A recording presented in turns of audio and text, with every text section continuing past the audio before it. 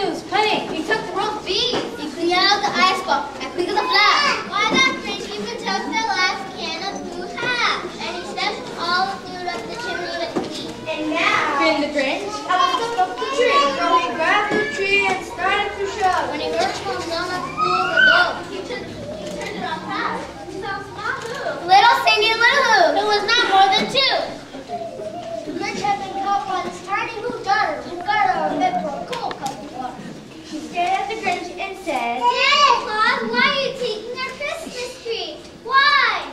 but you know that old Grinch was so smart and so slick, he thought of the lie. He started out quick. Climb, my sweet little tot. The big Santa Claus lied. There's a light on the tree, the whole light on one side. So take it in, home to my workshop, my dear. I'll fix it up there and bring it back here. His fib told the child. Then he patted her head, gave her a drink, and sent her to bed. Then Cindy Lou Who went to bed with a cup. He went to the chimney and stuck the tree up. Then the last thing he took was the log for their fire. Then he went up himself to all liars.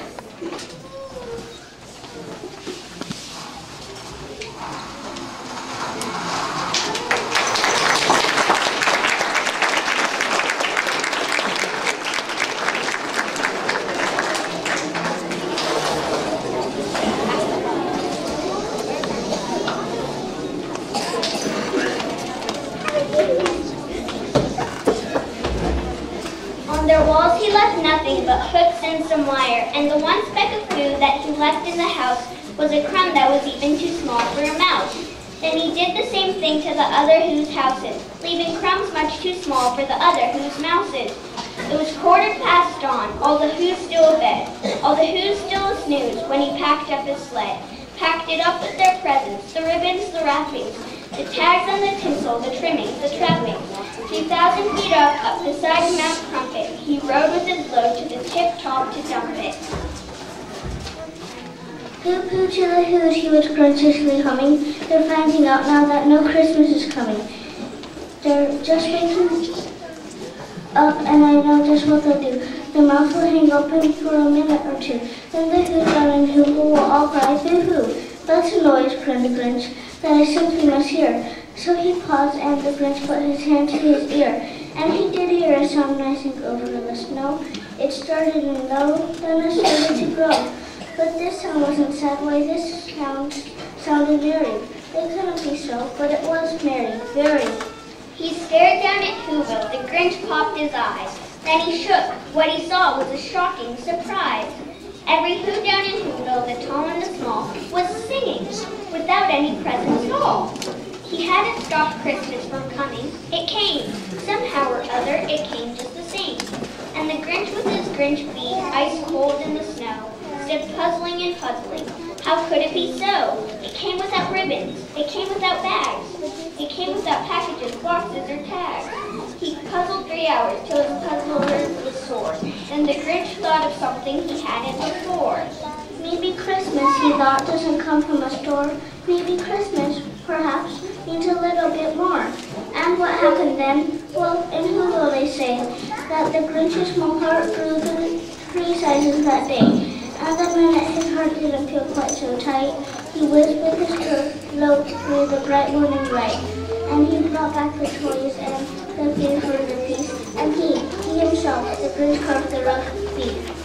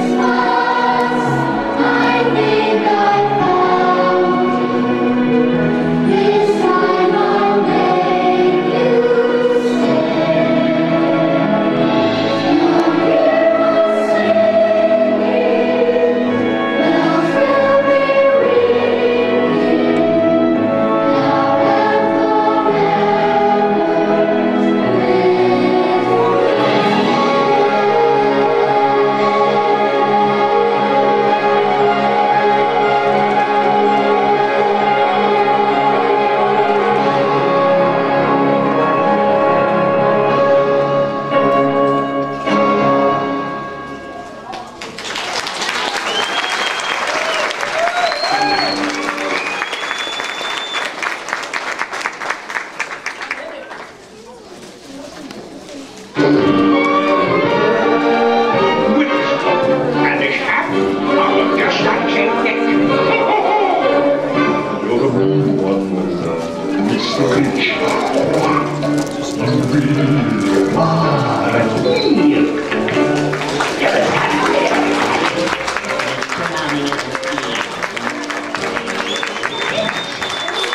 You're back banana with a greasy black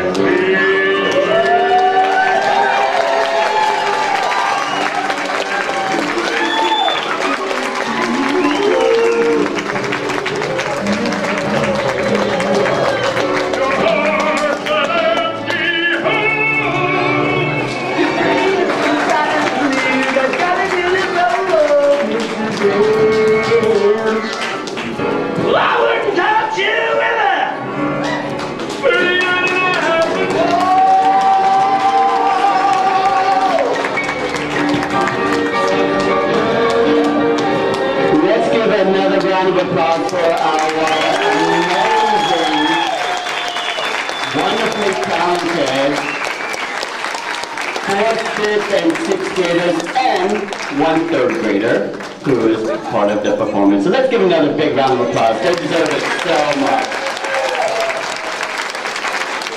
All right, I'm going to, because I love seeing our kids up on stage, I'm going to actually recognize the many different groups that are part of this performance. So if you are in the choir, can you come on up to the front of the stage?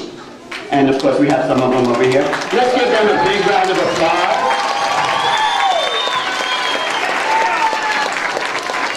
And I also want to recognize, this is our after-school choir, and of course this is extra time and energy and effort from our students, but it's also extra time, energy, and effort from Mrs. Barnett, our choir director. Mrs. Barnett, can you come on up here, please? And one of our students has something special to Mrs. Barnett.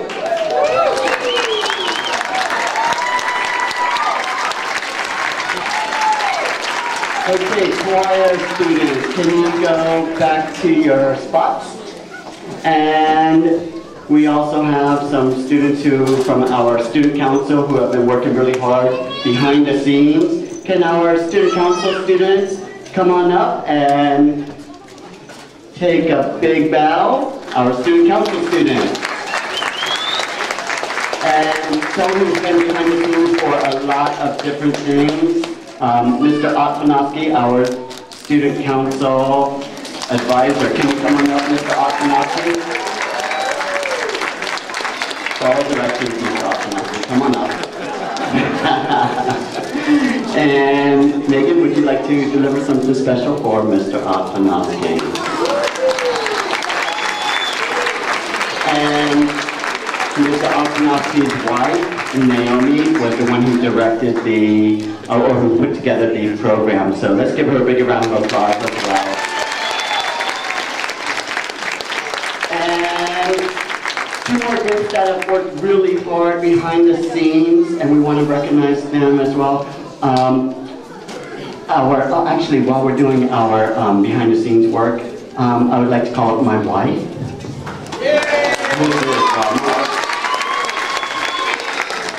And Liana has something special for her.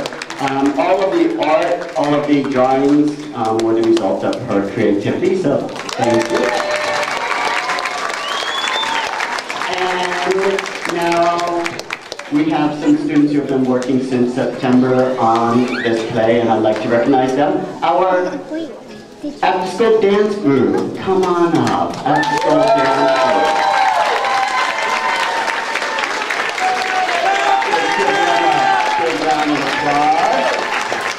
And after-school dancers, please take a bow.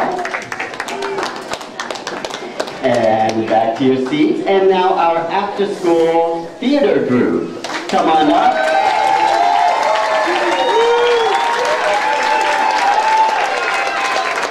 And let's give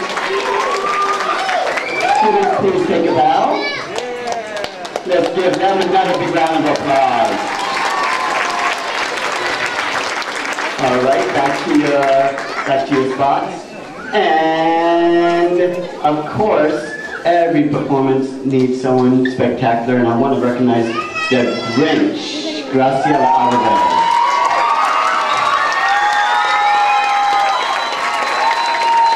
Think about Graciela.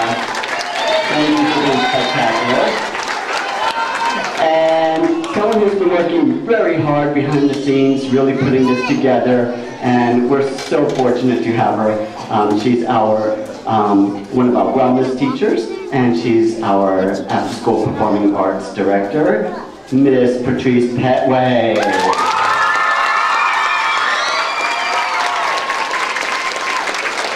Miss Petway, please take a bow. And Nayeli has something special for you as well. Thank you, Miss Petway, for doing such a wonderful job.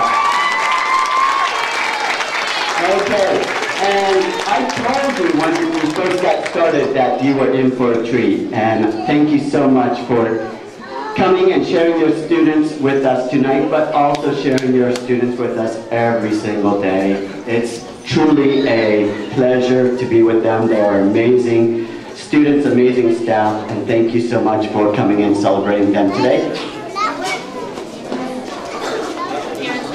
Oh yes, I'm sorry. All the parents who volunteered. To put this on, there was a lot of parents who were behind the scenes doing amazing work.